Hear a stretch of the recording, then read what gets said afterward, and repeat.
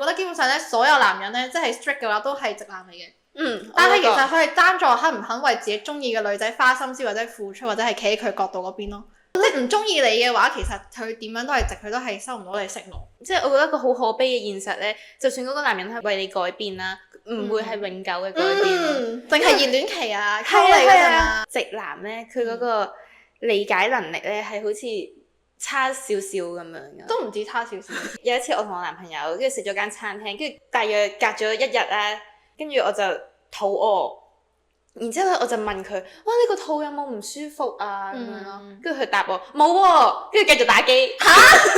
即係佢冇話關心你啊，定係睇即係雖然我嗰句我冇講埋我肚餓，咁但係我講得嗰句就即係代表我同你食完某啲嘢，我個肚又唔舒服㗎啦。佢就淨係冇喎，跟住繼續打機。跟住但係我最心涼係咧，佢過咗幾個鐘就開始肚餓啦，跟住嚴重過我好多，佢仲嘔添啊！